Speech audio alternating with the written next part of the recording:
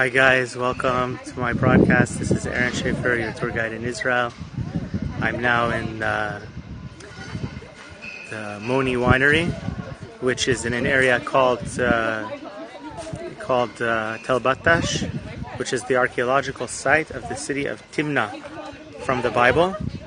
And for those of you who are familiar with your Bible verses, you probably recognize the name Timna from the story of Judah and Tamar, and also from the story of Samson, who went down to Timna. So Timna is mentioned several times in the Bible, and we're now at a winery on the ruins of ancient Timna. And behind me, I'm going to show you guys the view in just a second. Behind me are the vineyards and the wheat fields where Samson actually killed the lion that the honey was in, if you remember the story. Hi, Friendly Oz. Hi, guys. Where he set fire to the foxes in the wheat fields to take revenge on the Philistines. Guys, how's the connection here today? Because I have like 3 bars. I'm not sure how the picture is and everything. Do you guys have a good reception today, or is it like cutting out? Let me show you guys the view. I'm guiding a group of girls from a seminary called Mayanot from Jerusalem, and we're having our lunch break here in the vineyards. Hi Solange, nice to see you. 6 a.m. where you are. Yeah, I know. I figure most people will see it on the replay. This time of day in America, everyone is asleep. And also, if you didn't see what I did earlier today, I visited the altar where Samson's father Manoach and his mother met the angel. And also we went to the site of Tzorah, which is also where Samson lived and his parents lived. And down here, he had a good guy who took you to Manoach's altar. That's cool. That sounds familiar to me.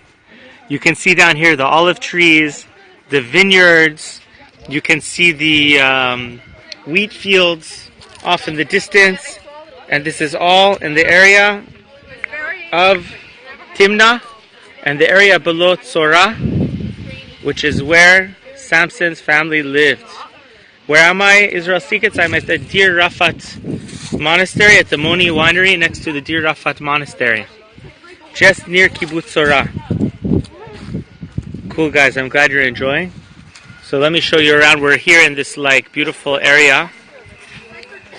We're in this beautiful area here that they have set up for picnics underneath a grapevine. Like it says, each man under his vine and under his fig.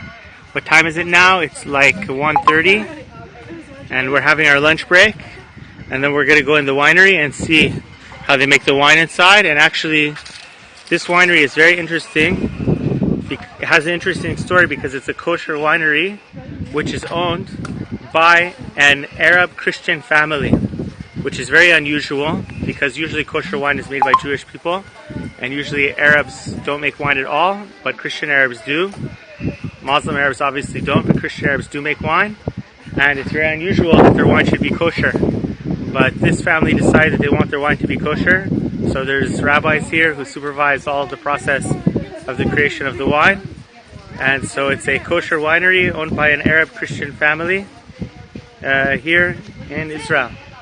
Very beautiful place, and in a minute I'm going to take the girls in to see the winery and how they make the wine and everything.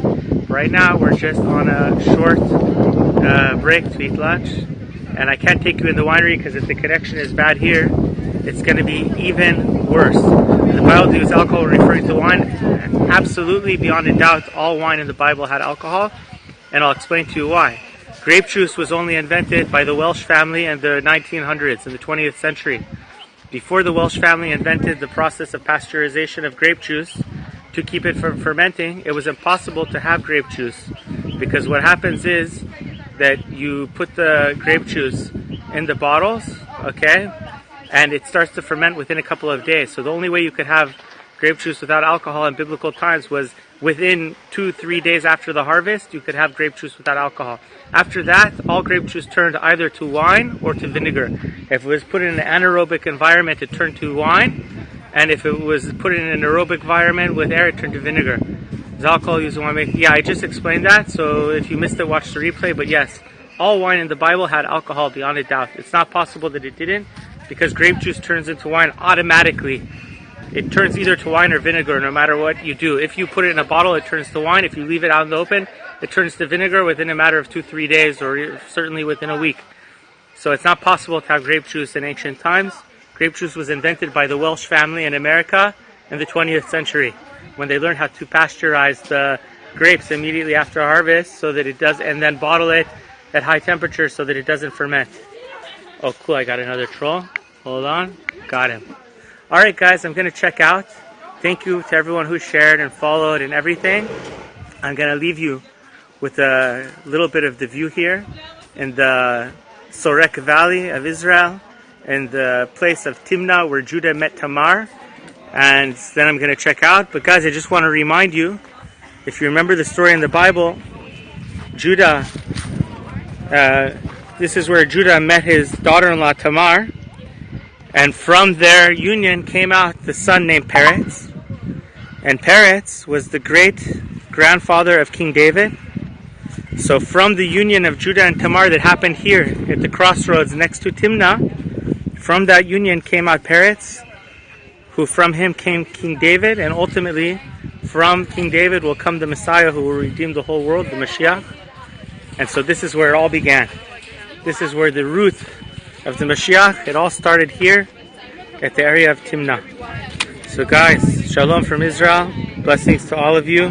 Thank you for joining me. Thank you for sharing. And if you didn't share, you can still share on Twitter. And I'll try to come back on maybe 1 or 2 more times today in between, as long as it doesn't interfere with my tour that I'm guiding. Shalom.